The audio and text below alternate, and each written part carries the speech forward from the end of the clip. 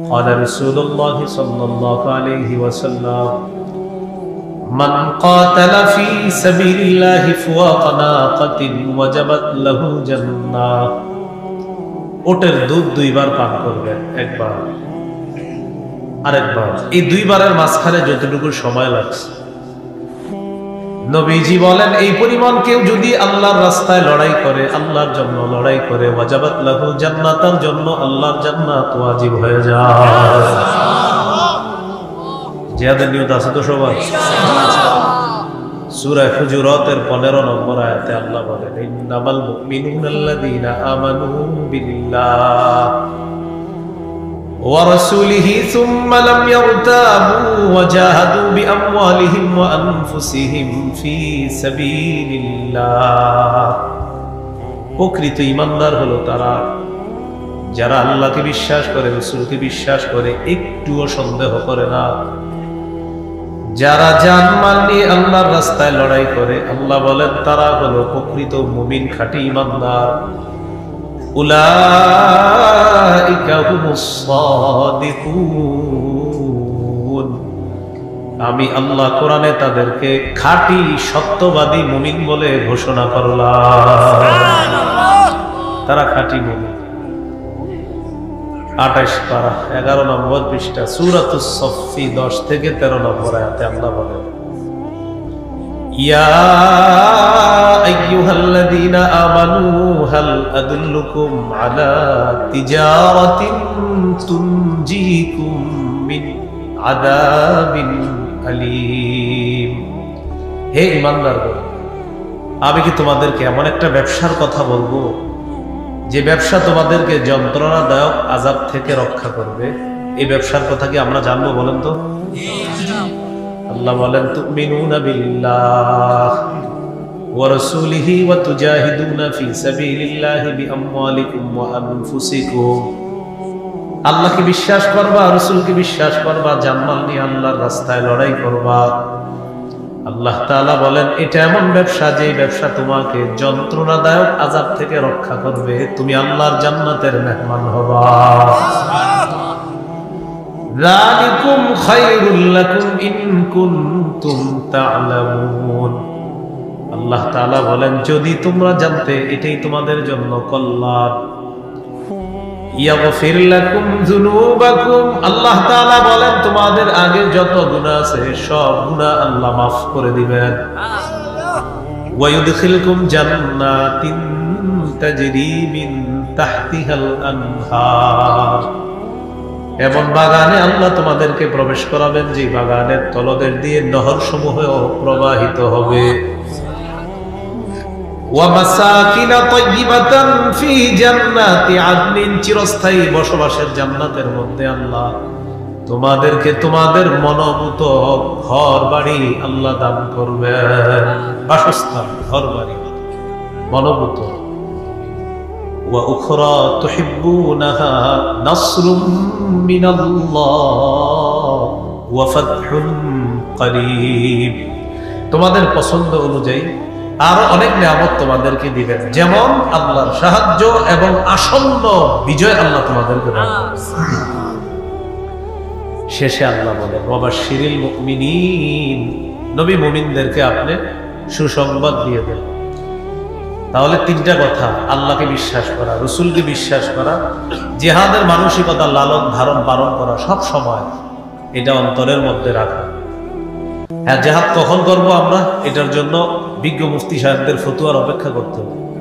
বাংলাদেশের বিজ্ঞ মুফতি সাহেব যারা, তারা ফতুয়া দিবে যখন, তখন জিহাদ ফরজ। আপনি কালকে সকালে আবার উড়ে দেন না সবকিছু, ওনারা ফতুয়া দিতে হবে। আবু দাউদের হাদিস 2504 নম্বর হাদিস 2504। قال رسول الله صلى الله عليه وسلم জাহিদুল মুশরিকিনা বিআমওয়ালিকুম ওয়া আনফুসিকুম ওয়া আলসিনাতিকুম। নবীজি বলেন তোমরা মুশরিকদের বিরুদ্ধে লড়াই করো তোমাদের সম্পদ দিয়ে। এখন সম্পদ দিয়ে কিভাবে লড়াই করব? আমাদের মুজাহিদ ভাইদের জন্য এই জাতীয় ইমাম সমাজের মাধ্যমে ফান্ড গঠন করতে হবে। তাদের ফান্ড গঠন করে তাদের মাধ্যমে বিশ্বস্ত সূত্রে মুজাহিদদের জন্য টাকা পাঠাতে হবে। দুই নাম্বার আনফুসিকুম, জান দিয়ে লড়াই করবা। জান দিয়ে কখন লড়াই করব? ওই যে বললাম বিজ্ঞ মুফতি সাহেবদের ফতোয়ার অপেক্ষা করব। তবে নিয়ত আছে আল্লাহ সুযোগ দিলে আমরা জিহাদ করব, এই নিয়ত রাখতে হবে। তিন নাম্বার ওয়া আলসিনাতিকুম, জবান দিয়ে লড়াই করবা। তাদের বিরুদ্ধে এখন যারা দুনিয়ার যারাই করবে তাদের বিরুদ্ধে কথা বলা আমাদের উপর ওয়াজিব। যারাই তাদের বিরুদ্ধে বলবে আমরা তাদের বিরুদ্ধে বলবো, সে যেই হোক। আফগানিস্তানের যারাই বলবে আমরা তাদের বিরুদ্ধে বলবো। এই হলো আপনার জবান দিয়ে জিহাদ করা। তাহলে মাল, জান, জবান। মাল, জান, জবান। মাল পাঠানো, জান দিয়ে জিহাদ করার জন্য প্রস্তুতি গ্রহণ করা, আর হলো জবান দিয়ে এটা অব্যাহত রাখা। আল্লাহ বুঝার তৌফিক দান করুন। আবু দাউদের হাদিস 2484 নম্বর হাদিস, 2484। قال رسول الله صلى الله عليه وسلم لا تزال طائفة من أمتي يقاتلون على الحق। নবীজি বলেন আমার উম্মতের একটা দল সদা সর্বদা হকের পক্ষে লড়াই করবে। যাহিরিনা আলা মান নাওয়াহুম, তারা শত্রুদের বিরুদ্ধে বিজয় লাভ করবে। চূড়ান্ত বিজয় তারাই লাভ করবে। সুবহানাল্লাহ। চূড়ান্ত বিজয় তারাই, মানে চূড়ান্ত মূল ফলাফলটা তারাই পাবে। হাত্তা ইউকাতিলা আখিরু উম্মতি আল মাসিহ আদ-দাজ্জাল, হকের দলটা লড়াই করতে করতে আমার উম্মতের সর্বশেষ দলটা মুজাহিদ বাহিনী দাজ্জালের সাথে লড়াই করবে। তাদেরকেও আল্লাহ তাআলা বিজয় দান করবেন। আবু দাউদের 2532 নম্বর হাদিস, 2532। এই হাদিসটি মন দিয়ে শোনেন। শেষে কি বলে নবীজি একটু খেয়াল করবেন। قال رسول الله صلى الله عليه وسلم ثلاثة من أصل الإيمان। নবীজি বলেন ঈমানের মূল বিষয় হলো তিনটা। জোরে বলি সবাই, কয়টা? তিনটা। ঈমানের মূল বিষয় কয়টা? তিনটা। এক নম্বর আল কাফু আম্মান ক্বালা লা ইলাহা ইল্লাল্লাহ। এক নম্বর যে ব্যক্তি বলে লা ইলাহা ইল্লাল্লাহ, তাকে কষ্ট দেওয়া যাবে না, জবানের কষ্ট দেওয়া যাবে না, কর্মের কষ্ট দেওয়া যাবে না। যে ব্যক্তি বলে লা ইলাহা ইল্লাল্লাহ, তাকে কষ্ট দেওয়া যাবে না। এটা ঈমানের মূল বিষয় তিনটার একটা। দুই নাম্বার ওয়ালা নুকাফিরুহু বিযামবিন, কোন মানুষের গুনাহ দেখলেই তাকে আমরা কাফের বলে দিব না। মানে একটা গুনাহের কারণে আমরা কাউকে কাফের বলে ফেলবো না। প্রশ্ন হলো হুজুর কুফরির ফতোয়া তাহলে কে দিবে? ওই যে মুফতি সাহেবরা দিবে। কারা দিবে?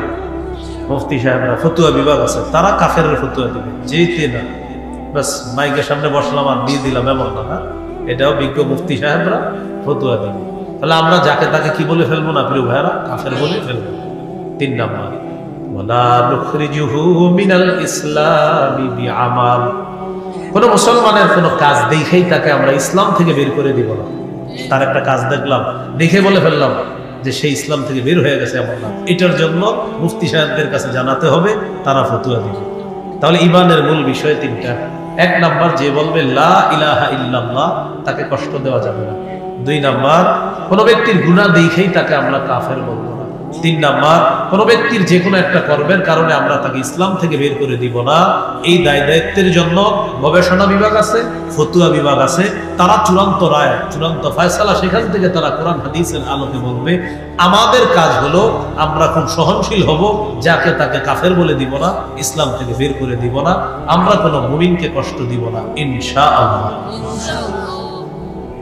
এরপরে নবী বলেন ওয়াল জিহাদু মাযিন মুনযু বাসানি আল্লাহু ইলা আইয়ুকাতিলা আখিরু উম্মতি আদ-দাজ্জাল। নবীজি বলেন আল্লাহ তাআলা আমাকে যেদিন থেকে নবুয়ত দান করেছেন সেদিন থেকে জিহাদ জারি আছে, জারি থাকবে, এমনকি আমার উম্মতের শেষ দলটা দাজ্জালের বিরুদ্ধে লড়াই করবে, জিহাদ চলতেই থাকবে। হাদিসের শেষে নবী বলেন লা ইউবতিলুহু জাওরু জাইরিন ওয়ালা আদলু আদিল। অনুবাদটা সবাই মিলে করে চলেন, বলেন কোন জালেমের জুলুম, কোন বিচারকের বিচার, জিহাদের বিধানকে বাতিল করতে পারবে না। কোন বিচারক যদি বলে জিহাদ নিষিদ্ধ, আমরা বলবো আপনি নিষিদ্ধ। কি বলবো? তাহলে কোন জালেমের জুলুম, কোন বিচারকের বিচার জিহাদের বিধানকে কি করতে পারবে না। এখন মনে করেন কোন রাষ্ট্রের হাইকোর্ট, সুপ্রিম কোর্ট থেকে রায় আসলো যে এদেশে জিহাদ নিষিদ্ধ, আমরা বলবো আপনি নিষিদ্ধ। জিহাদের বিধান তো কোনো বিচারকের রায় নিষিদ্ধ হবে না, এটা কিয়ামত পর্যন্ত জারি থাকবে। বুঝে আসছেন? আল্লাহ বুঝে শুনে এটাকে লালন করার তৌফিক দান করুন। সহিহ বুখারীর বর্ণনা 3123 নম্বর হাদিস।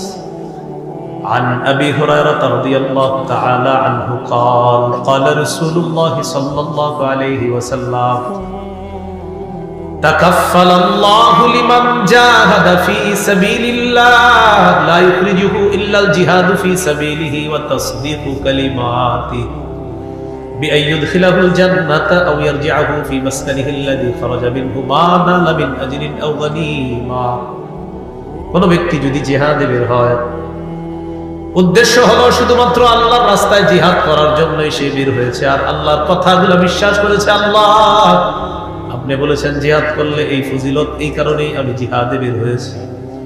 নবীজি বলেন এই মুজাহিদের ব্যাপারে আল্লাহ তাআলা দায়িত্ব নিয়ে নেয়, হয়তো তাকে জান্নাতে প্রবেশ করাবেন, অন্যথায় তাকে গাজী বানায় প্রচুর গনিমতের সম্পদ সহ তার বাসায় আল্লাহ তাকে ফিরিয়ে দিবেন। আল্লাহ দায়িত্ব নেন। সহিহ মুসলিমের বর্ণনা 1878 নম্বর হাদিস, 1878। মাদ্রাসার পাঠ্যপুস্তক অনুসারে মোট হাদিস সংখ্যা হবে 3033টা। قال رسول الله صلى الله عليه وسلم مثل المجاهد في سبيل الله كمثل الصائم القائم القانت بآيات الله لا يفتر من صيام ولا صلاة। নবীজি বলেন কোন ব্যক্তি যদি আল্লাহর রাস্তায় জিহাদের উদ্দেশ্যে বের হয়, কোন ব্যক্তি নফল নামাজের মধ্যে দাঁড়িয়েছে, দাঁড়ানোর পর নফল নামাজের মধ্যে কোরআন তেলাওয়াত করতেছে অবিরত, নফল নামাজ ক্লান্ত হয় না, এই যে ক্লান্তিহীন রোজা রাখলো, ক্লান্তিহীন নফল নামাজ পড়লো, ক্লান্তিহীন কোরআন তেলাওয়াত করলো, তার যে সওয়াব, আল্লাহ নবী বলেন কোন ব্যক্তি জিহাদের ময়দানে যখন বের হয়, হাত্তা ইয়ারজিআল মুজাহিদু ফি সাবিলিল্লাহ, ওই ব্যক্তি জিহাদের ময়দান থেকে ফিরে আসার আগ পর্যন্ত তার আমলনামায় এই সওয়াব আল্লাহর পক্ষ থেকে জারি থাকে।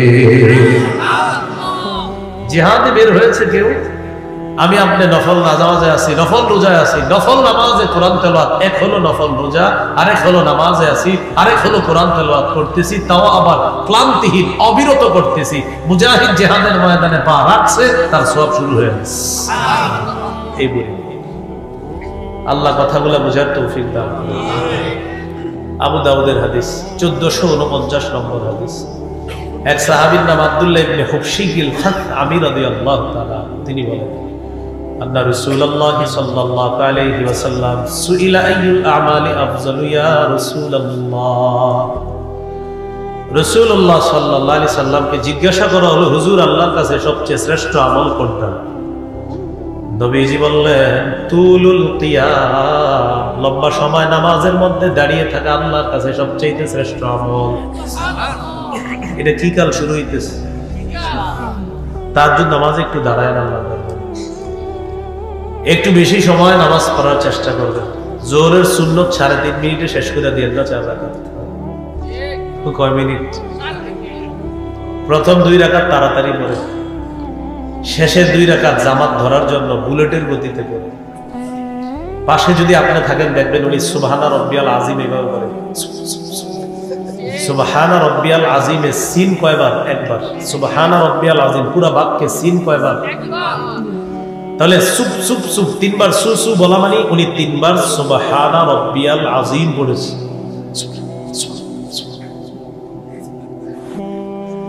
আল্লাহর সাথে তামাশা করবেন না, আল্লাহ হেফাজত করবেন। আমিন। নবীজিকে প্রশ্ন করা হলো কোন আমল আল্লাহর কাছে শ্রেষ্ঠ? নবী বললেন তুলুল কিয়াম, লম্বা সময় নামাজে দাঁড়িয়ে থাকা। বলছিলাম শীতকাল তাহাজ্জুদ নামাজ পড়ার চেষ্টা করবেন। সহিহুত তারগীবের বর্ণনা 630 নম্বর হাদিসে নবী বলেন রাজুলুন কামা ফি লাইলাতিন বারিদাতিন মিন ফিরাশিহি ওয়া লিহাফিহি ওয়া দিথারিহি ফাকামা সুম্মা তাওয়াদ্দা সুম্মা কামা ইলা সালাহ। শীতের রাত, প্রচন্ড শীতকালে কোন ব্যক্তি রাতের বেলা লেপ কম্বল বিছানা ছেড়ে উঠছে, উঠার পর ওযু করে নামাজের মধ্যে দাঁড়ায় গেছে। এই ব্যক্তি যে নামাজের মধ্যে দাঁড়ায়, আল্লাহ তাআলা তাকে দেখে খুশিতে হাসতে থাকে। এই শীতকালে লম্বা রাত তো একটু চেষ্টা করে নামাজ পড়ো। তো আল্লাহ ফেরেশতাদেরকে বলে, মা হামালা আবদি হাদা আলা মা সানাআ। আচ্ছা, আমার এই বান্দা নফল নামাজে দাঁড়াইছে কেন? আল্লাহ তো সব জানেন, ফেরেশতাদেরকে সাক্ষী রাখে। আচ্ছা, আমার বান্দা এরকম এই রাতে শীতের কম্বল বিছানা সব ছাইরা দাঁড়াইছে কেন? ফেরেশতারা বলে, আল্লাহ রাজাআ মা ইনদাক ওয়া শাফকাতাম মিম্মা ইনদাক। আপনার কাছ থেকে সওয়াব পাওয়ার আশায় আর আপনার আযাবের ভয়ে। ভাই একটু আওয়াজ কমান, আওয়াজ কমান, ভাই একটু আওয়াজ কমান, চারদিকের আওয়াজ কমান। রাজাআ মা ইনদাক, আপনার কাছ থেকে প্রতিদান পাওয়ার আশায় আর হলো আপনার কাছ থেকে আযাবের ভয় থেকে বাঁচার জন্য। আল্লাহ তাআলা বলেন, আ'তাইতুহু মা রাজা। সে যে আশায় দাঁড়িয়েছে দিয়ে দিলাম। ওয়া আম্মানতুহু মিম্মা ইয়াখাফ, যে ভয়ে দাঁড়িয়েছে সেই ভয় থেকে তাকে আমি আল্লাহ নিরাপত্তা দান করলাম। পড়া যাবে না একটু তাজ্জুদ? নবীকে প্রশ্ন করলেন, কোন আমল শ্রেষ্ঠ? আল্লাহ নবী বললেন, তুলুল কিয়াম, লম্বা সময় নামাজের মধ্যে দাঁড়িয়ে থাকা। এরপর প্রশ্ন করলেন, ফাইয়ুস সাদাকাতি আফজালু ইয়া রাসূলুল্লাহ, হুজুর কোন সদকা সবচেয়ে শ্রেষ্ঠ? নবীজি বললেন, জাহদুল মুকিল্লি, পরিশ্রম করে কষ্টার্জিত যে সম্পদ। ওই যে সভাপতি সাহেব বলেন, কষ্টার্জিত অনুদান আপনারা দেন, ঠিক না? নবীজি বলেন, কষ্টার্জিত সম্পদ থেকে কোনো ব্যক্তি যদি খরচ করে, দান করে, সদকা করে, এই সদকা, এই দান আল্লাহর কাছে শ্রেষ্ঠ দান হিসাবে গণ্য হয়ে যায়। বলেন, কষ্টার্জিত উপার্জন, এটা থেকে সামান্য হলেও আমরা দান করবো ইনশাআল্লাহ। প্রতি মাসে যখন বেতনটা পাবেন, আপনি যারে পারেন, আপনার নিকট আত্মীয় গরিব কেউ আছে, আপনি তাকে কিছু সদকা করে দেন, এতে ডাবল সওয়াব হবে। এক তো রক্তের সম্পর্ক রক্ষা করার সওয়াব, আর একটা হলো দান করার সওয়াব। তো আপনি তো জানেন আপনার পরিবারের বা আপনার কোন সদস্যগুলা খুব অসহায়, অনাথ, তা আপনি তার পাশে দাঁড়াইলেন যে প্রতি মাসে আমি, আল্লাহ আমার যে ইনকামটা দেয়, আমি কষ্ট করে এটা করি। আপনি রিক্সা চালান, আপনি অটো চালান, আপনি পান দোকানদারি করেন, আপনি হাতের কাজ করেন, প্রচুর কষ্ট করে আপনি টাকা কামাই করেন। তো আমার নবী বলছে, কষ্টার্জিত উপার্জন থেকে যারা সদকা করবে, এই সদকাটা আল্লাহর কাছে শ্রেষ্ঠ সদকা, শ্রেষ্ঠ দান হিসাবে গণ্য। সাহাবী প্রশ্ন করলেন, ফাআইয়ুল হিজরাতি ইয়া রাসূলুল্লাহ, ফাআইয়ুল হিজরাতি আফযালু ইয়া রাসূলুল্লাহ। ইয়া রাসূলুল্লাহ, আল্লাহর কাছে কোন হিজরত সবচাইতে শ্রেষ্ঠ আপনার কাছে জানতে চাই। নবী জবাব দিলেন, মান হাজারা মা হারামাল্লাহু আলাইহি, আল্লাহ যা হারাম করেছেন এই হারাম থেকে যারা বেঁচে থাকবে। আজকে আপনি রাস্তা দিয়ে হাঁটতেছেন, একজন নারীকে দেখলেন যাকে দেখা আপনার জন্য হারাম, আপনি নিচের দিকে নজরটা নামাইলেন। এই যে নজর আপনি নিচের দিকে করলেন, হারাম জিনিস থেকে বাঁচলেন। আল্লাহ নবী বলেন, তোমার এই নিষিদ্ধ জিনিস থেকে বেঁচে থাকাটা আল্লাহর কাছে শ্রেষ্ঠ হিজরত হিসাবে গণ্য হয়ে যায়। তাহলে হারাম থেকে বাঁচবে, বলেন ইনশাআল্লাহ। এরপর প্রশ্ন করলেন, ফাআইয়ুল জিহাদি আফযালু ইয়া রাসূলুল্লাহ, হুজুর আল্লাহর কাছে সবচেয়ে শ্রেষ্ঠ জিহাদ কোনটা? নবীজি বললেন, মান জাহাদাল মুশরিকিনা বিমালিহি ওয়া নাফসিহি, যে ব্যক্তি নিজের জান মাল নিয়ে মুশরিকদের বিরুদ্ধে লড়াই করে, এটা আল্লাহর কাছে শ্রেষ্ঠ জিহাদ বলে গণ্য হয়ে যায়। তৈরি হন, মুশরিকরা আমাদেরকে খুব ডিস্টার্ব করতেছে, যারা শিরিক করে তারা খুব ডিস্টার্ব করতেছে। আল্লাহ তাআলা বলেন, লা তাজিদান্না আশাদ্দান নাসি আদাওয়াতাল লিল্লাযিনা আমানুল ইয়াহুদা ওয়াল্লাযিনা আশরাকু। নবী, মুমিনদের সবচাইতে কঠিন শত্রু পাবেন ইহুদি এবং মুশরিক যারা শিরিক করে তাদেরকে। বাস্তবিকই যারা শিরিক করে তারা আমাদের সবচেয়ে কঠিন দুশমন। এই জাতি না বুঝলে আগামী 50 বছরে এই সুযোগ আর আসবে না। বিশেষ করে ইসলামী দলগুলোর সামনে আল্লাহ যে সুযোগ তৈরি করে দিছে, গুতাগুতি বাদ না দিয়ে যদি এখন এই সুযোগ কাজে না লাগানো যায়, আমি তো বলে দিলাম ছোট মানুষ কম বয়সী 50 বছরে এই সুযোগ আর পাওয়া যাবে, কাজে লাগাতে হবে, সুযোগ আসবে না। এটা বলতে পারেন আমি কিভাবে বললাম, আমি যতটুকু পড়াশোনা করি বা করতেছি এই আলোকে আমার মনে হচ্ছে যে এটা সুবর্ণ সুযোগ, এটা কাজে না লাগাইলে ওই আবার এক তাগুতকে ছেড়ে আরেক তাগুতের চামচামি আর গোলামি করা ছাড়া আর কোন উপায় থাকবে না। বারবার একই ভুল করি আমরা, এক তাগুত ছাড়ি আরেক তাগুত ধরি, বৃষ্টি থেকে বাঁচার জন্য ঝর্ণা নিচে এসে দাঁড়াই। বলেন আমাদের অভিভাবক কে? সূরা বাকারা 257 নম্বর আয়াত 3 পারা 2 নম্বর পৃষ্ঠার শুরুতে যেটা আছে, আল্লাহ বলেন আল্লাহু ওয়ালিয়ুল্লাযীনা আমানু, যারা ঈমানদার তাদের অভিভাবক হলেন আল্লাহ। ওয়াল্লাযীনা কাফারু আউলিয়াউহুমুত তাগুত, যারা কাফের তাদের অভিভাবক হলো তাগুত। তাহলে বলেন কাফেরের অভিভাবক তাগুত আর মুমিনের অভিভাবক হবেন কে?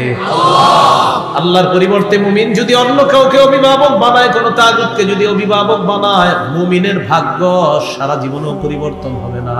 মুমিন অভিভাবক যখন আল্লাহকে বানাবে, মুমিনের ভাগ্য আল্লাহ তাআলা পরিবর্তন করে দিবে। যার বড় প্রমাণ হলো বর্তমান আফগানিস্তান। কারা আল্লাহকে অভিভাবক মাইনা ইস্তেকামাতের সাথে লড়াই করছে, চিরশত্রু যারা দুনিয়ারে বুড়া আঙ্গুল দেখায়, আফগানিস্তান তাদেরকে বুড়া আঙ্গুল দেখায়। 47টা মানুষ বসাইলো, একজনও মহিলা বসাইলো না, খালি অন্যদেরকে বানায়া দেয় আর তাদেরকে গোলামীর জিনজিরের মধ্যে আবদ্ধ করে নিজেরা খালি সবাইরে ঘুরাইতে চায়।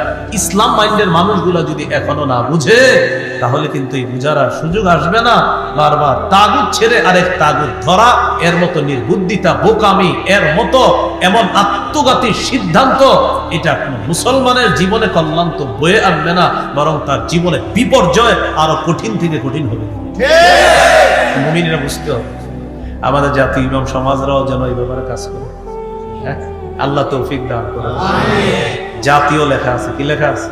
তাহলে তারা জাতির দায়িত্বশীল। আর বলে না কেন? আমাদের এই জাতীয় যে জাতীয় সমস্যা, জাতীয় ইমাম সমাজ দেখতে হবে। জাতীয় ইমাম সমাজ শুধু বক্তাবলী সমস্যা দেখলে হবে না, জাতির সমস্যা নিয়ে জাতীয় ইমাম সমাজ কাজ করতে হবে।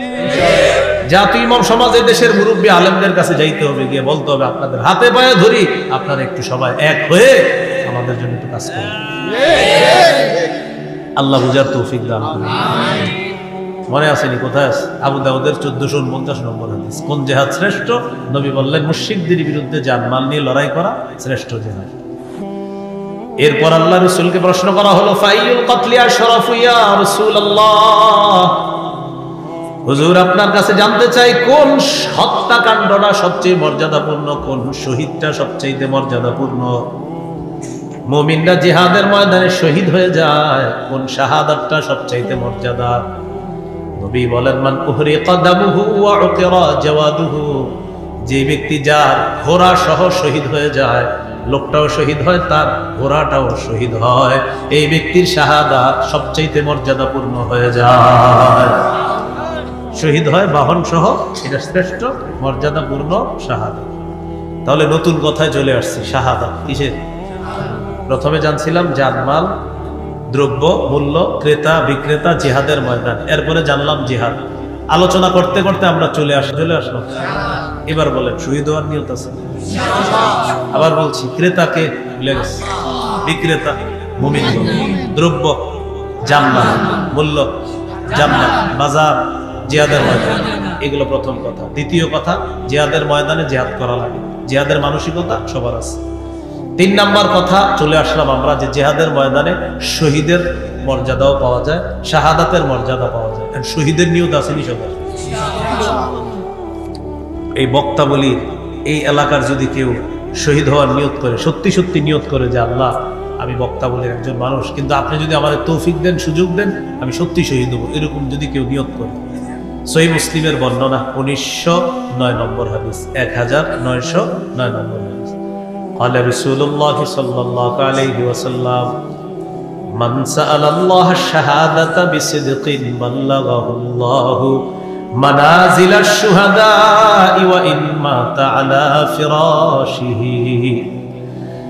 নবীজি বলেন, কোন ব্যক্তি যদি দিল থেকে শাহাদাতের নিয়ত করে, আল্লাহ তুমি আমাকে শহীদের মর্যাদা দিয়ে দাও, আল্লাহ আমি বক্তা বলির মুসলমান, তবে আমার নিয়ত আছে আল্লাহ তুমি যদি কখনো সুযোগ তৈরি করে দাও আমি শহীদ হব, আল্লাহ তার নিয়তটা আল্লাহ তাআলা জানেন। নবী বলেন সে যদি তার ঘরের বিছানাও মারা যায় আল্লাহ তাআলা তাকে শহীদদের মর্যাদায় পৌঁছায়া দিবেন। নিয়ত আছে তো সবার? তিরমিজির বর্ণনা 1655 নম্বর হাদিস। এই হাদিসের মধ্যে আছে قال رسول الله صلى الله عليه وسلم সালাসুন হাক্কুন আলাল্লাহি আউনুহুম, তিন ব্যক্তিকে সাহায্য করা আল্লাহ নিজের উপর ওয়াজিব করে নেয়। কয় ব্যক্তি?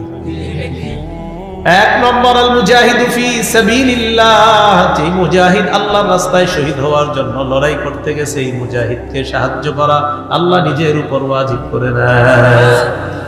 দুই নম্বর আল মুকাতাবুল্লাযী ইউরিদুল আদা, চুক্তিকৃত গোলাম, যে গোলাম তার মনিবের সাথে চুক্তি করছে এই পরিমাণ টাকা দিলে আমি তোমাকে আজাদ করে দিব। গোলাম মনিবের একটা মাসালা আছে, তো যাই হোক আপনারা খালি একটু মনে রাখেন যে গোলাম তার মনিবের সাথে একটা চুক্তি হয়েছে এই পরিমাণ টাকা দিলে তাকে আজাদ করে দিবে। তো এই গোলামকে সাহায্য করা আল্লাহ নিজের উপর ওয়াজিব করে নেয়। তিন নাম্বারটা কি বলবো? ওয়ান্নাকিহুল্লাযী ইউরিদুল আফাফা, যে ব্যক্তি বিয়ের মাধ্যমে নিজেকে পুত পবিত্র বানাইতে চায় আল্লাহ তাকে সাহায্য করা নিজের উপর ওয়াজিব করে নেয়। কিন্তু আমাদের যুবকরা বিয়ের আগে অপবিত্র হয়। কি হয়? বিয়ের আগে এরা পবিত্র হবে, কিন্তু কি করে? নিয়ত করে, কি জানেন? নিয়ত করে কন্যা পক্ষের সাথে কথা হয়, কথা হওয়ার পরে বাস ছেলের বাপে গিয়া দেখে মেয়ের, কে দেখে? বাপে। হুবো বালেগা স্ত্রীর জন্য, বলেন হুবো বালেগা স্ত্রীকে বলেন শ্বশুরের জন্য দেখা সর্বসম্মতি ক্রমে সন্দেহ ছাড়া হারাম। হুবো বালেগা স্ত্রী মানে আপনার স্ত্রী যিনি হবেন, মানে যাকে দেখতেছেন, যাকে বিয়ে করার জন্য দেখবেন, তার বিয়ে করলে আপনার আব্বা হবে মেয়েটার শ্বশুর। এই শ্বশুরের জন্য বিয়ের আগে মেয়েকে দেখা হারাম। মেয়েকে দেখা কি? আপনারা মাঠে আছেন তো? এতক্ষণ তো আওয়াজ ছিল। আপনার আব্বা আপনার বিবি যে হবে তাকে বিয়ের আগে দেখা হারাম। আমার মুফতি সাহেবরা আছে, ঠিক আছে? বলেন শোনেন না একটু, এটা তো ঠিক, একটু করে দেখবেন আরো আওয়াজ কম। এখন সর্বশেষ বিয়ের কনে পক্ষের বলবে, তো কনে পক্ষে ফোন দিছে বর পক্ষের, কবে তারিখটা জানাবেন? হা বা না জানায় দেন। তো ছেলে পক্ষে বলে ছেলের একজন দুলাভাই আমেরিকা থাকে, তো দুলাভাই ছবিটা দেখবে মেয়ে, দেখার পর দুলাভাই যদি বলে হ্যাঁ তাহলে হ্যাঁ, দুলাভাই যদি বলে না তাহলে না, কারণ বিয়েটা দুলাভাই করবে, এই জন্য দুলাভাই হ্যাঁ বললে হ্যাঁ আর না বললে। নির্লজ্জ বেহায়া কোথাকার! আপনার শরম লজ্জা নেই? আপনি নির্লজ্জ বেহায়ার মতো কিভাবে আপনার স্ত্রী আপনার বন্ধুদেরকে দেখান, আপনার দুলাভাইকে দেখান, বন্ধুদেরকে দেখায় বলে দোস্ত তোরা ওকে বললে ওকে, মানে বিয়েটা দোস্তরা করবে, দুলাভাই আপনি ওকে বললে ওকে, মানে দুলাভাই বিয়েটা করবে। নির্লজ্জ বেহায়া, চারো সন্তান তৈরির রাস্তা খুলে দিচ্ছে। সে বিয়ের মাধ্যমে পবিত্র হচ্ছে। এগুলা সিডু আইনের, যাক এটা আবার আরেক ইতিহাস, সেদিকে যাব। ওই যে পাশ্চাত্যরা খবিস মার্কা আইন তৈরি করে দেয়, এই আইনের কুফল হলে গেল। তো যাই হোক, বলতেছিলাম তিন ব্যক্তিকে সাহায্য করা আল্লাহ নিজের উপর ওয়াজিব করে। তিন নাম্বার, যে ব্যক্তি বিয়ের মাধ্যমে পবিত্র হতে চায়। যুবক ভাইয়েরা এখানে আছে, আপনাদের হাতে পায়ে ধরে বলি, নিজেরা এখন থেকে তৈরি করেন। আপনার যে বিবিটা হবে আল্লাহ তাকেও তৈরি করবে। আপনি নিয়ত করে ফেলেন যে আমার বিবি আমি দেখবো, কেন অন্যরা দেখবো, এরকম নিয়ত করে ফেলেন। বলেন ইনশাআল্লাহ। যারা বিয়ে করেছেন তো আলহামদুলিল্লাহ, কলিগ বা অন্য যারা আছে তাদেরকে বিবি দেখাবেন। এখন আবার কলিগ যদি বেড়াইতে আসে বাসায়, বিবি চা নিয়ে যাইতে হয় কলিগের সামনে, এরকম তথ্য জিজ্ঞাসা করেন ইমাম সাহেবদের কাছে আসে। কলিগের সামনে বিবি নাকি চা না নিলে এটা আপনার ভয় না। আল্লাহ আমাদেরকে হেফাজত করেন। বিবিকে কখনো আপনি ব্যবসার বস্তু বানাবেন না, বিবিকে সবচেয়ে সম্মান দিয়ে ঘরে রাখবেন। সহিহ মুসলিমের বর্ণনা 3535 নম্বর হাদিস। রাসূলুল্লাহ সাল্লাল্লাহু আলাইহি সাল্লাম বলেন, আদ-দুনিয়া মাতা ওয়া খায়রু মাতা'id দুনিয়া আল-মারআতুস সালিহা। এই পৃথিবীটা ভোগের জায়গা, পৃথিবীর সবচেয়ে শ্রেষ্ঠ সম্পদ একজন নেককার নারী। সুবহানাল্লাহ। তাহলে বলেন আমাদের এই শ্রেষ্ঠ সম্পদ আমরা হেফাজত করব ইনশাআল্লাহ। তিরমিজির বর্ণনা 1656 নম্বর হাদিস। قال رسول الله صلى الله عليه وسلم লা ইউকলামু আহাদুন ফি সাবিলিল্লাহ ওয়াল্লাহু আ'লামু বিমান ইউকলামু ফি সাবিলি। নবীজি বলেন, কোন ব্যক্তি যদি আল্লাহর রাস্তায় গিয়ে আহত হয়, কে আহত হবে বিষয়টা জানেন একমাত্র আল্লাহ। ইল্লা জাআ ইয়াউমাল কিয়ামাতি ওয়াল লাউনু লাউনুদ দাম ওয়ার রিহু রিহুল মিসক। সুবহানাল্লাহ। কোন ব্যক্তি যদি জিহাদের ময়দানে গিয়ে আহত হয়, কিয়ামতের ময়দানে এমন অবস্থায় উঠবে, তার রং হবে রক্তের রং, আর তার শরীর থেকে মেশক আম্বরের ঘ্রাণ বের হবে। সূরা আলী ইমরান, বলেন কোন সূরা? 169 নম্বর আয়াত। কত নম্বর আয়াত? এই আয়াতটা মন দিয়ে শুনেন, এই আয়াতের প্রেক্ষাপটটা শুনেন। প্রেক্ষাপটটা আবু দাউদের হাদিসে আছে, 2520 নম্বর হাদিস, 2520 নম্বর হাদিস। খুব মন দিয়ে শুনবেন, একটু লম্বা হবে হাদিসটা।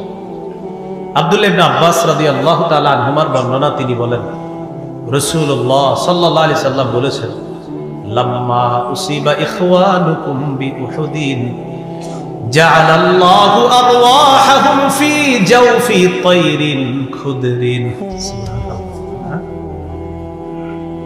উহুদের যুদ্ধে তোমাদের ভাইরা যখন শহীদ হয়েছে, 70 জন শহীদ, এই শহীদ হওয়ার পর তাদের আত্মাগুলা আল্লাহ তাআলা সবুজ পাখির পেটের মধ্যে ঢুকিয়ে দিচ্ছে। সুবহানাল্লাহ। এখন পাখি কি করবে? উড়ে বেড়াবে।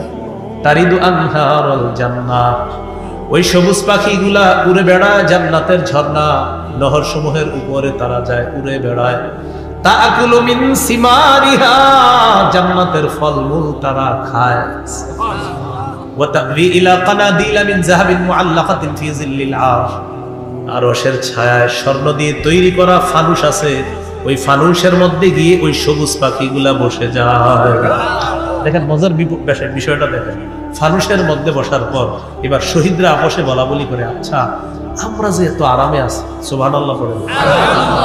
শহীদরা বলতেছে কোথায়? জান্নাতে ফলমূল খায়, আর বলতেছে আচ্ছা ফালাম্মা ওয়াজাদু তিবা মাকালিহিম ওয়া মাশরাবিহিম ওয়া মাকিলিহিম, যখন তারা তাদের মনোভূত খাবার পায়, মনোভূত পানি পেল, মনোভূত বাসস্থান পেল, শহীদরা তখন বলা বলি করবে, আচ্ছা মাইয়ুবাল্লিগু আন্না ইখওয়ানানা, আমাদের যে ভাইয়েরা দুনিয়াতে আছে যারা শহীদ হয় নাই, আমাদের এই নিয়ামতগুলোর কথা কে তাদের কাছে পৌঁছাতে পারবে?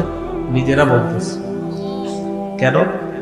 লিআল্লা ইয়াজহাদু ফিল জিহাদ ওয়া লা ইয়াদখুলু ইনদাল হার, যেন আমাদের দুনিয়ার ভাইয়েরা জিহাদের সময় অলসতা না করে আর অনাগ্রহ না দেখায়, আমাদের দুনিয়ার ভাইয়েরা যেন জিহাদের স্পৃহা মানসিকতা লালন করে। আমাদের এই নিয়ামতের কথা তারা যদি জানতে পারে, তাহলে জিহাদের প্রতি তাদের আগ্রহ আরো তৈরি হবে। তো এটা যখন বলছে, তো শহীদদের এই কথা কে জানাবে? আল্লাহ তাআলা শহীদদেরকে জবাব দিলেন, উবাল্লিগুহুম আনকুম, আমি আল্লাহ তোমাদের বিষয়টা দুনিয়ার সবাইকে কিয়ামত পর্যন্ত যারা সবাইরে জানায়।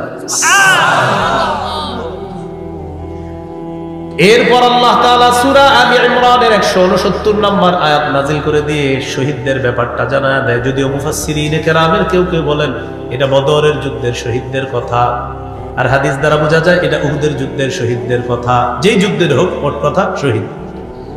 আল্লাহ তাআলা বলেন, ওয়ালা তাহসাবান্নাল্লাযীনা কুতিলু ফি সাবিলিল্লাহি আমওয়াতা, যারা আল্লাহর রাস্তায় শহীদ হয়ে গিয়েছে তাদেরকে তোমরা মৃত মনে করো না, বাল আহইয়াউন, তারা জীবিত, ইনদা রাব্বিহিম ইউরযাকুন, তাদের রবের কাছে তাদেরকে রিজিক দেওয়া হয়, তাদের রিজিকের ব্যবস্থা করা হয়। ফারিহিনা বিমা আতাহুমুল্লাহু মিন ফাদলিহি, আল্লাহর অনুগ্রহ পেয়ে তারা খুশি, তারা আনন্দিত। ওয়াস্তাবশিরুনা বিল্লাযীনা লাম ইয়ালহাকু বিহিম মিন খালফিহিম, আর যারা এখনো তাদের সাথে মিলিত হয় নাই শাহাদাতের মাধ্যমে, তাদেরকে নিয়ে তারা আনন্দ করে আর গর্ব করে। তারা যখন শহীদ হয়ে আসতে পারবে, আল্লাহ খাউফুন আলাইহিম ওয়ালা হুম ইয়াহজানুন, তারা আনন্দ করে আর গর্ব করে আমাদের যে ভাইয়েরা দুনিয়াতে জীবিত আছে তারা শহীদ হবে। শহীদ হওয়ার পর তারা যখন আসবে, তাদের কোনো ভয় নাই, তাদের কোনো চিন্তাও নাই। ভয় আর চিন্তাহীন ভাবে আল্লাহ তাআলা তাদেরকে জান্নাত দেবেন। ক্রেতা কে? আল্লাহ। বিক্রেতা? দ্রব্য, মূল্য, বাজার, জিহাদের নিয়ত আছে ইনশাআল্লাহ। জিহাদের ময়দানে কাফেররা মারলে কি হবে? শহীদের নিয়ত আসেনি সবার? আল্লাহ তাআলা আমাদের সকলকে জিহাদের মানসিকতা লালন ধারণ পালন করার তৌফিক দান করেন। শাহাদাতের তামান্না যেন আমরা রাখতে পারি, আল্লাহ তৌফিক দান করেন। সর্বশেষ একটি হাদিস বলি, মন দিয়ে শোনেন। তিরমিজির বর্ণনা 1663 নম্বর হাদিস। এই হাদিসটি শুনবেন, মুখস্থ রাখবেন, অন্যদেরকে জানায় দিবেন, তাহলে সবাই রেডি হন। হ্যাঁ, রাসূলুল্লাহ সাল্লাল্লাহু আলাইহি সাল্লাম বলেন, লিশহীদি ইনদাল্লাহি সিত্তু খিসাল। আল্লাহর কাছে শহীদের স্পেশাল 6টা মর্যাদা। কয়টা? 1 নম্বর, ইউগফারু লাহু ফি আউয়ালি দাফাতিন ওয়া ইউরা মাকআদুহু মিনাল জান্নাহ। এই দেখেন, শহীদ হইতেছে, শহীদের প্রথম রক্তের ফোঁটাটা পড়তেছে। এই শহীদ হইতেছে, আমি শহীদ হইতেছি, রক্তের ফোঁটাটা পড়তেছে, তো আল্লাহ তো জানে শহীদ হবে। এই যে রক্তের প্রথম ফোঁটাটা পড়তেছে আর জান্নাতটা তাকে দেখানো হচ্ছে, আর সাথে সাথে তার আগের যা আছে সব মাফ করে দেওয়া হচ্ছে। এটা 1 নম্বর নিউজ শহীদের। 2 নম্বর, ওয়ায়ুজারু মিন আযাবিল কবরি। শহীদকে যখন আমরা দাফন করব, ইউজারু ইউজারু ইউজারু মিন আযাবিল কবরি, কবরের আযাব থেকে তাকে নিরাপত্তা দেওয়া হবে। 3 নম্বর, ওয়ায়ামানু মিনাল ফাজাইল আকবরি, কিয়ামতের ময়দানের বিভীষিকাময় অবস্থা, জাহান্নামের আযাব থেকে তাকে নিরাপত্তা দেওয়া হবে, সে নিরাপত্তা লাভ করবে। 4 নম্বর, ওয়ায়ুদউ আলা রাসিহি তাজুল ওয়াকারিল ইয়াকুতাতু ফিহা খায়রুম মিনাদ দুনিয়া ওয়া মা ফিহা। জান্নাতের মরমর পাথর দ্বারা তৈরি করা ওই পাথর দিয়ে খচিত মুকুট শহীদের মাথায় পরিয়ে দেওয়া হবে। কেমন পাথর? যেই পাথরের দাম দুনিয়া আর দুনিয়ার মধ্যে যা কিছু আছে এগুলার চাইতেও ওই পাথরের মূল্য আরো বেশি। সুবহানাল্লাহ। 5 নম্বর বলবো, 5 নম্বরটা, ওয়ায়ুযাওয়াজু সিনতাইনি ওয়া সাবঈনা যাওজাতাম মিনাল হুরিল ঈন। 72 জন হুরের সাথে তাকে বিয়ে দেওয়া হবে। সুবহানাল্লাহ। 6 নম্বর, ওয়াইশাফাউ ফি 70 মিন আকারিবিহি। তার নিকট আত্মীয়দের মধ্যে কমপক্ষে 70 জনের ব্যাপারে তার সুপারিশ মঞ্জুর করা হবে। নিয়ত আসেনি সবার? তাহলে রক্তের প্রথম ফোঁটাটা পড়বে, গুনাহ মাফ, জান্নাত দেখানো হবে। 2 নম্বর, কবরের আযাব থেকে নিরাপদ। 3 নম্বর, জাহান্নামের আযাব, কিয়ামতের বিভীষিকাময় মুহূর্ত থেকে সে নিরাপত্তা লাভ করবে। সবাই পেরেশান থাকবে, শহীদের কোনো পেরেশানি নেই। কিসের পেরেশানি? আল্লাহ তাকে এই পেরেশানিতে ফালাবেই না। 4 নম্বর, তার মাথায় মুকুট পরিয়ে দেওয়া হবে, পাথর খচিত মুকুট, যেই পাথরের মূল্য দুনিয়ার মধ্যে যা কিছু আছে সে বেশি। 5 নম্বর, 72 জন হুর তার কাছে বিয়ে দেওয়া হবে। 6 নম্বর, কমপক্ষে 70 জনের ব্যাপারে তার সুপারিশ আল্লাহ তাআলা কবুল করবেন। তাহলে জিহাদ, জিহাদের তামান্না, জিহাদের ময়দান, জিহাদের তামান্না, শাহাদাতের তামান্না আমরা ইনশাআল্লাহ রাখবো। ইনশাআল্লাহ। সর্বশেষ আরেকটা কথা বাকি রয়ে গেছে। জিহাদের ময়দানে আমির আছে, কি আছে? এই আমির লাগে একজন। এই আমিরকে মান্য করতে হয়। বলেন কি করতে হয়? বলেন আল্লাহকে মান্য করতে হয় নিঃশর্তভাবে। আল্লাহর হুকুমে রাসূলকে মানতে হয়, ইতাআত করতে হয় নিঃশর্তভাবে। আমিরের, শাসকের, দায়িত্বশীলের ইতাআত, আনুগত্য নিঃশর্তভাবে করা যাবে না, শর্ত লাগবে। কি আওয়াজ কমে গেল? বলেন বলেন, আমির যদি কোরআনের হাদিসের অপব্যাখ্যা দেয়, গুনাহের কথা বলে, নাফরমানির কথা বলে, সেই অটো আমিরকে মানাও যাবে না, তার কথা শোনাও যাবে না। দলিল সহিহ বুখারী ৭,১৪৪, সহিহ বুখারী ৪,৩৪৪। এই 2 হাদিসে আছে। সহিহ বুখারী ৭,১৪৪টা আমি বলছি। রাসূল বলেন, আস-সামউ ওয়াত তাআতু আলাল মারইল মুসলিমি ফীমা আহাব্বা ওয়া কারিহা মা লাম ইউমার বিমাসিয়াহ ফাইদা উমিরা বিমাসিয়াতিন ফালা সামআ ওয়ালা তাআতা। আমিরেরকে ততক্ষণ মানব মুসলমানরা যতক্ষণ তার থেকে কোনো নাফরমানির কথা বের না হবে। নাফরমানিমূলক কথা যদি বের হয়, কোরআন হাদিসের অপব্যাখ্যা যদি বের হয়, আর আলেমরা যদি সেই ভুল ধরিয়ে দেয়, সেই আমিরের কথা শোনাও যাবে না, মানাও যাবে না। সহিহ বুখারী ৪,৩৪০ নম্বর হাদিসটা, এটা গল্পের মতো মনে রেখে অন্যদেরকে শোনাবেন। আলী রাদিয়াল্লাহু তাআলা আনহুর বর্ণনা, বাসান নবী সাল্লাল্লাহু আলাইহি সাল্লাম সারিয়াতান ওয়াস্তা'মালা আলাইহিম রাজুলান মিনাল আনসার ওয়া আমারহুম আন ইউতিউহু।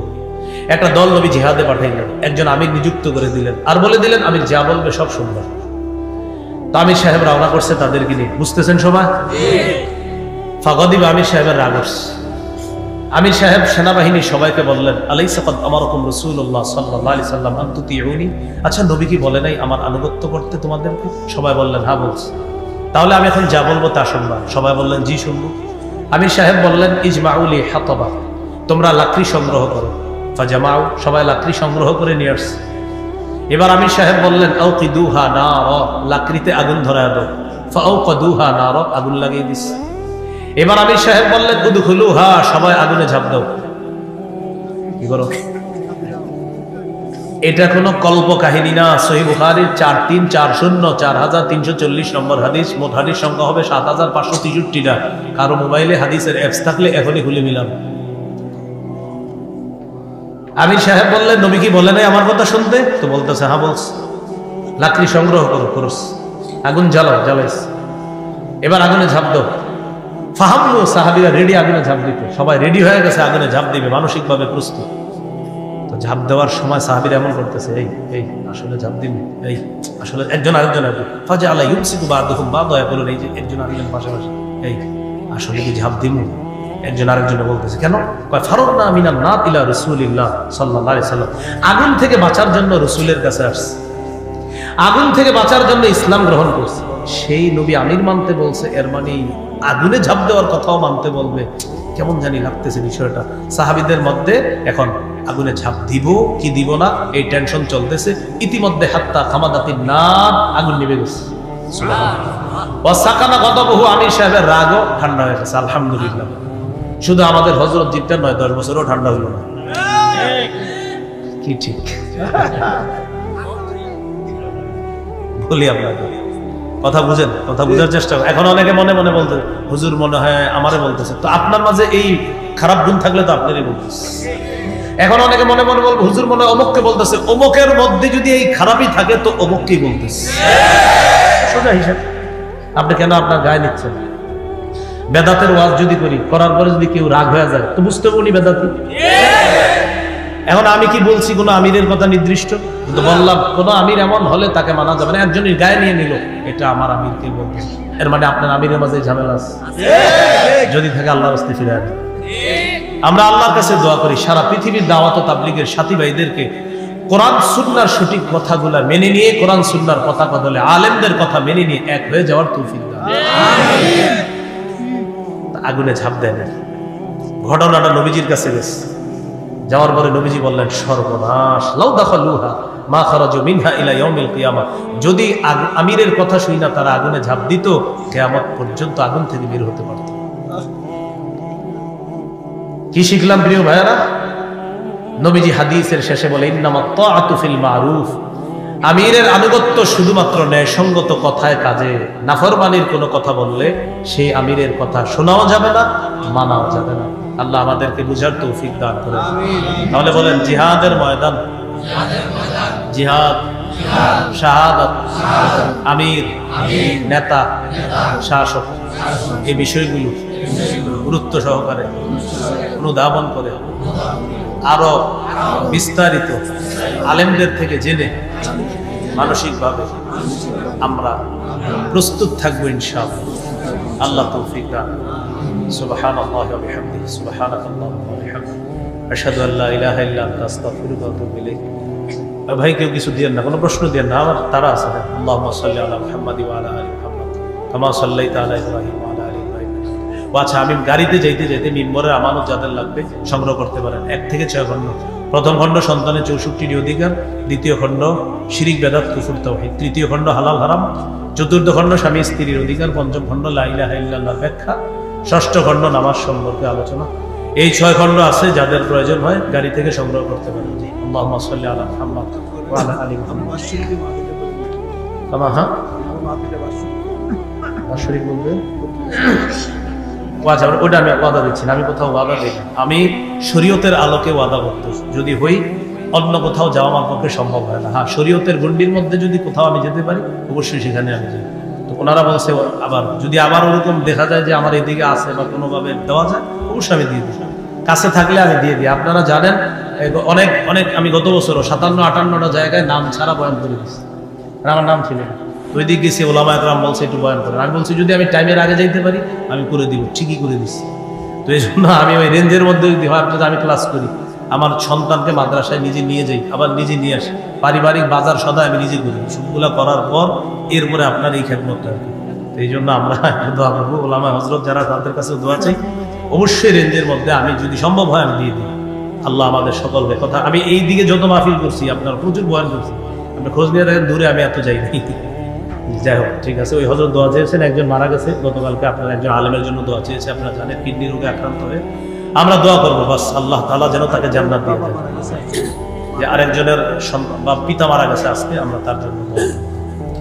আলহামদুলিল্লাহ রাব্বিল আলামিন ওয়াল আকিবাতু লিল মুত্তাকিন ওয়াসসালাতু ওয়াসসালামু আলা সাইয়্যিদিল আমবিয়া ওয়াল মুরসালিন ওয়া আলা আলিহি ওয়া আসহাবিহি আজমাইন। রব্বানা যালামনা আনফুসানা ওয়া ইল্লাম তাগফির লানা ওয়া তারহামনা লানাকুনান্না মিনাল খাসিরিন। রব্বিরহামহুমা কামা রাব্বায়ানি সগীরা রব্বিরহামহুমা কামা রাব্বায়ানি সগীরা রব্বিরহামহুমা কামা রাব্বায়ানি সগীরা। মাবুদ মেহেরবান মাওলা, আল্লাহ এই সুন্দর মজমা, এই সুন্দর মাহফিলকে আপনি কবুল করে নেন। আল্লাহ আলোচনা করতে গিয়ে আল্লাহ হয়তো দুই এক জায়গায় আমার আলোচনায় কঠোর ভাষা হয়ে গিয়েছে মাওলা, কিন্তু আল্লাহ কথাগুলো আপনাকে খুশি করার জন্যই বলেছি মাওলা। এরপরেও যদি কোনো ভুল করে থাকি আল্লাহ, অবশ্যই আমার ভুল হয়েছে আল্লাহ। আল্লাহ মেহেরবানি করে ভুলগুলা মাফ করে দিয়ে সঠিক কথাগুলো আমাদের সকলকে বোঝার তৌফিক দান আল্লাহ।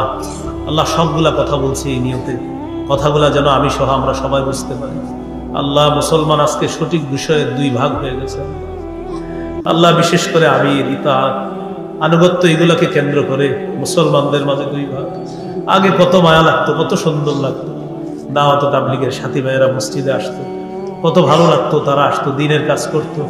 আল্লাহ কেউ যখন পরামর্শ চাইতো, হুজুর ছেলেটাকে কি করব, পরীক্ষার বন্ধ হয়েছে, ওলামায়ে কেরাম কোনো চিন্তা ছাড়াই পরামর্শ দিয়ে দিত, ছেলেটাকে দাওয়াত তাবলীগে পাঠায়, চিল্লায় পাঠায় দেন। এখন আলেমরা কত পেরেশানিতে এই বিষয়টা নিয়ে। আল্লাহ আল্লাহ সাধারণ মানুষ যেন বুঝতে পারে আলেমদের এখানে কোনো স্বার্থ নাই। আল্লাহ নিঃস্বার্থভাবে তারা চাইতেছে দুনিয়ার সব মানুষগুলা, সমস্ত মুসলমানগুলা যেন গুমরাহি থেকে মুক্ত হয়ে এক নেক হয়ে যেতে পারে, তৌফিক দান করেন আল্লাহ। আমাদের এই দোয়া আপনি কবুল করে নেন আল্লাহ। আজকে একজনের পিতা মারা গিয়েছে মাওলা, আল্লাহ মেহেরবানি করে তিনি সহ আরো যারা কবরে আছে তাদের কবরগুলা জান্নাতের বাগান বানান আল্লাহ। একজন আলেমে দ্বীন, এই জাতীয় ইমাম সমাজ যারা আছে বক্তা বলে, তাদের সাথে মিলেমিশে কত চলাফেরা করছে, উঠা বসা করছে।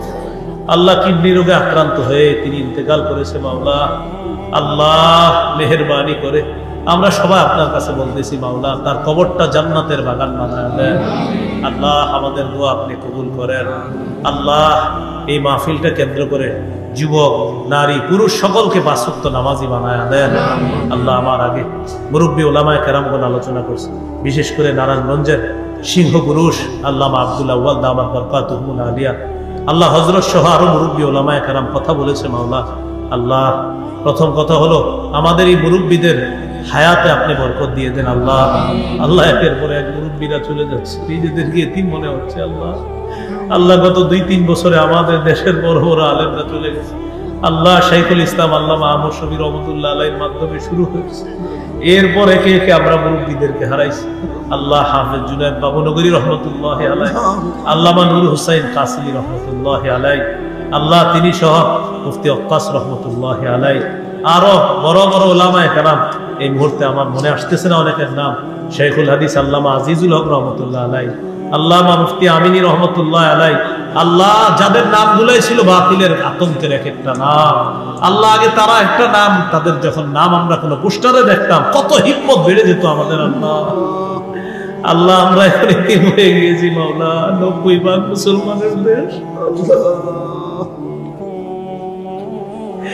এরপরেও বেঈমানরা আমাদের উপর হুকুমত চালাইতে চায় মাওলা। আল্লাহ আমাদের দেশে আল্লাহ ওমরে ফারুকের মতো একজন তৈরি করে দেন আল্লাহ, এমন একজন তৈরি করে দেন আল্লাহ। ইসলামী দলগুলোকে খুব দ্রুত এক হওয়ার একটা ব্যবস্থা আপনি করে দেন আল্লাহ, খুব দ্রুত এক হওয়ার ব্যবস্থা করে দেন আল্লাহ খুব দ্রুত এক হওয়ার ব্যবস্থা করে দেন। আল্লাহ এই সুযোগটা যেন গ্রহণ করতে পারি তৌফিক দান করেন। আল্লাহ আমাদেরকে মাফ করে দেন, আল্লাহ আমাদেরকে মাফ করে দেন। যারা প্রবাসে আছে আল্লাহ তাদের হায়াতে কামাই বরকত দিয়ে দেন। আল্লাহ এখানে যারা আছে, কেউ রিক্সা চালায়, অটো চালায়, দোকানদারি করে, কেউ গার্মেন্টসে চাকরি করে, কেউ চাকরিজীবী, কেউ পেশাজীবী, কেউ ব্যবসায়ী, আল্লাহ যে যে পেশায় আছে প্রত্যেকের হালাল পেশায় বরকত দিয়ে দেন। আল্লাহ আপনার কাছে সর্বশেষ একটা আবদার, কত উলামায়ে কেরামকে নিয়ে হাত তুলছি মাওলা, সাধারণ মুসল্লি এখানে আমার সামনে যারা আছে, এই মানুষগুলোর সাথে আবার জান্নাতে দেখা করে দিয়ে আল্লাহ এই আরজিটা আপনি কবুল করে দেন। আল্লাহ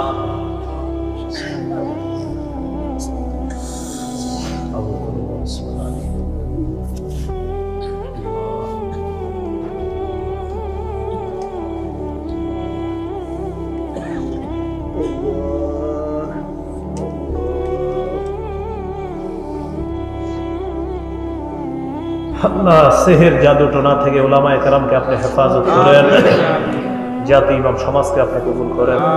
তাদের যে কাজগুলো আছে, মেহনতগুলো আছে, আত্মমানবতার সেবা সহ জাতীয় পর্যায়ে যেন তারা অবদান রাখতে পারে তৌফিক দান করেন।